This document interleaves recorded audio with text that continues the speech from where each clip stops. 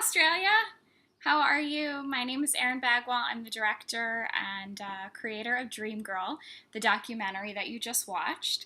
I want to thank you so much for having Dream Girl be part of this incredible day. True Life Stories, thank you for hosting the Impact Sparker event, part of the Social Impact Festival. I hear that Behind the Brands is a sponsor today, which is a community dedicated to helping female entrepreneurs in Australia. Love to hear that. And that part of the proceeds from today's event are going to the INSA Data Foundation, a charity raising awareness and ending poverty in Kenya. Fantastic. Thank you, ladies and gentlemen, for coming together to be part of this conversation and to hear these stories. I also just want to quickly thank our panelists today, Alicia Curtis, Tamara Cook, Shaheen Hughes, and Hawa Ismail. And then, of course, to Annie Gichuru, who is the founder of True Life Stories and who has sent over some questions for me to answer to kick off our conversation today. The first question she asks is, what has been the impact of the people who've watched Dream Girl? This has been so incredible because I've heard from literally women around the world who've watched this film that I, edited in my one-bedroom apartment in Brooklyn, and I never thought anyone would see. So the fact that you guys have come together to not only listen to these stories, but to share your own is so incredible and makes everything worth it. I think one of my favorite stories comes out of Portland in the States, and the host asked at the beginning of the screening, how many women and girls in the room viewed themselves as leaders or entrepreneurs. And, a couple of hands went up here and there. And then at the end of the screening, she asked the same question, after seeing the film, do you view yourself as a leader? Do you think of yourself differently? And all the hands shot up in the air. And I think to hear that just reminds me of the power of media and the power of sharing our experience and telling our stories. We need to get it out there so that we can inspire and encourage everyone to view themselves differently. Second question, how have you grown as a woman and a filmmaker?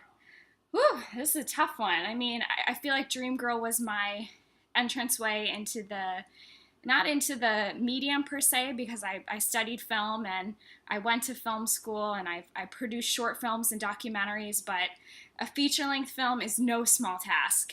And the resilience and the resistance and the perseverance to just keep it moving forward, that taught me a lot about myself as a person and as an artist, that sometimes the journey is long.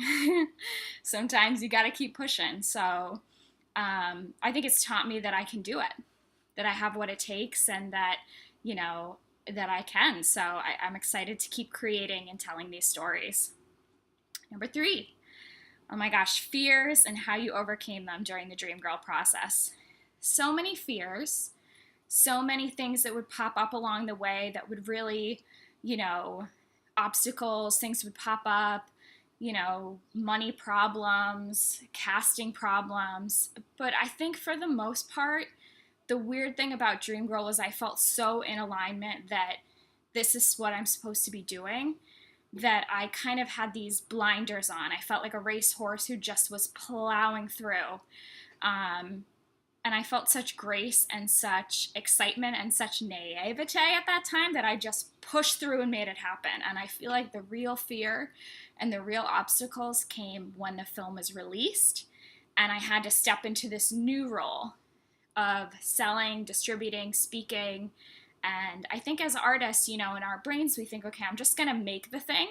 I'm going to get from point A to point B. But I think we're doing a disservice if we're not creating space to share the work that we poured our heart and souls into.